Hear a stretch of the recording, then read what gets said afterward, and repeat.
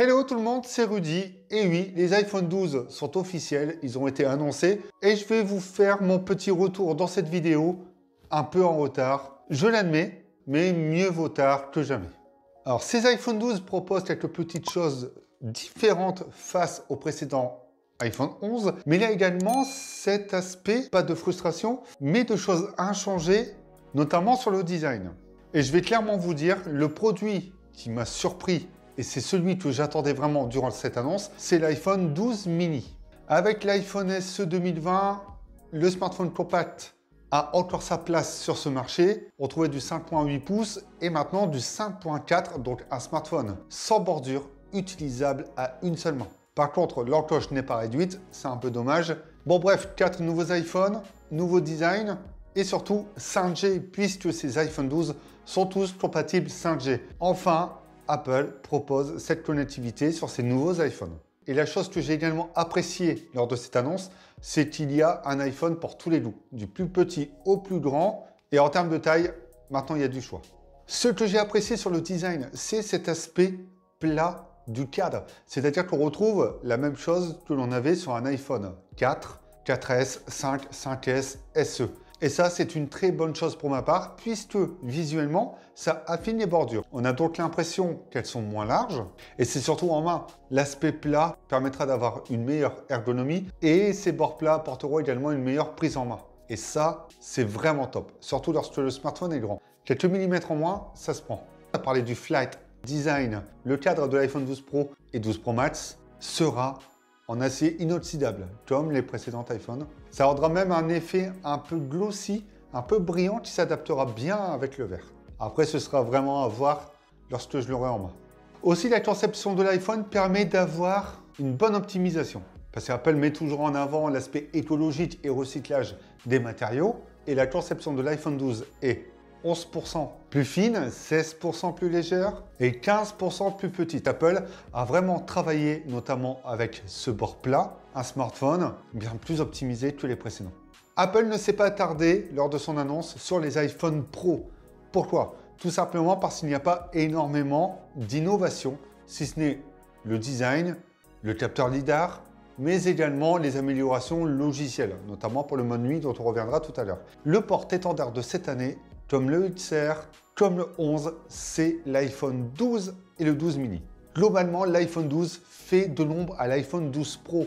Si ce n'est qu'un ou deux capteurs en moins et quelques améliorations en moins, c'est certainement pas ça qui va freiner l'achat de l'iPhone. Cet iPhone 12 sera le leader des ventes d'Apple cette année. Et surtout que la différence de prix, quelques centaines d'euros de différence, sincèrement, je ne voyais pas l'intérêt dans ce cas de sortir le 12 ou le 12 Pro. Limite, laisser le 12, proposer le 12 Pro Max. Et de toute façon, ça s'est vu lors de l'annonce, l'iPhone 12 a été bien mis en avant et ce n'est pas pour rien. Le 12 mini, c'est celui que j'attendais. Aucune concession face aux autres iPhone 12 proposés par Apple, donc c'est-à-dire que ce soit en performance, que ce soit en photo, que ce soit le MagSafe, enfin tout y est pour que ce smartphone soit au top. Et on en parlait avec le SE 2020, Apple l'a enfin fait, un iPhone 12 ultra compact, performant, qui a tout d'un smartphone haut de gamme et qui s'utilise avec une seule main. Et rien que pour ça, il y a énormément de personnes qui seront ravies de voir ce produit sur le marché. Il n'y a aucune autre marque qui propose actuellement, surtout chez les leaders, un smartphone ultra compact. Et surtout de moins de 5.5 pouces. La seule petite chose avec cet iPhone, et c'est ce dont j'ai peur, c'est pour le contenu. Pour un usage quotidien, la praticité est mise en avant. Par contre, pour visionner du média, ça peut paraître un peu petit, même pour jouer. Il y aura un client cible pour cet iPhone. Et le 12 en 6.1 pouces, il n'y a rien à dire, il a tout pour lui. Et surtout que les bords sont plats, je pense qu'en termes d'usage, il sera excellent. Et pour la taille d'écran, j'en ai pas parlé, 6.1 pouces et 6.7 pouces. Voilà pourquoi je disais, est-ce que l'iPhone 12 a plus sa place que le Pro? Oui, parce qu'il n'y a pas grand-chose qui peut les différencier. On retrouve une technologie plutôt sympa, qui est donc intégrée avec le Super Retina XDR, donc l'écran proposé sur tous les iPhone 12, c'est le Ceramic Shield. Ça permet à l'écran d'être 4 fois plus résistant que les écrans des précédents iPhone. Grosso modo, c'est une technologie qui a été développée entre Apple et Corning, donc qui s'occupe des Gorilla Glass proposés sur d'autres smartphones. Concernant la 5G, ça a été mis en avant aussi et sachez qu'elle sera intuitive. Ça basculera de la 4G à la 5G intelligemment et surtout pour économiser de la batterie. Parce qu'on ne sait pas encore vraiment à quoi s'attendre en termes de consommation avec cette 5G. Et le fait de savoir que les iPhone 11 étaient excellents sur l'autonomie, que les iPhone 12 le seront également, du moins j'espère, ça pourra rassurer les utilisateurs d'avoir un iPhone avec toutes les dernières connectivités et qui sera endurant. D'un point de vue technique, Apple propose encore une fois des performances au top niveau. Une puce A14 Bionic 6 cœurs avec un GPU 4 cœurs, du machine learning, 2 caméras principales pour les iPhone 12 et 3 caméras principales pour les iPhone 12 Pro, à savoir qu'on rajoute à ça le capteur LiDAR. Et le troisième, ce n'est autre que le téléphoto. Apple améliore globalement les photos comme les performances et améliore surtout son mode nuit. Puisque ce mode nuit est compatible avec tous les capteurs, même le capteur frontal, là on est déjà bien. C'est déjà une bonne proposition. Et même en vidéo.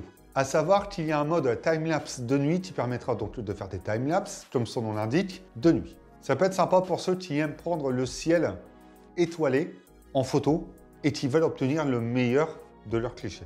On a également de la vidéo 4K, 60 fps, HDR, ProRAW et Dolby Vision. Ce mode cinématique proposé sur les iPhones sera d'enfer pour les vidéastes. Et sera également compatible avec le mode nuit.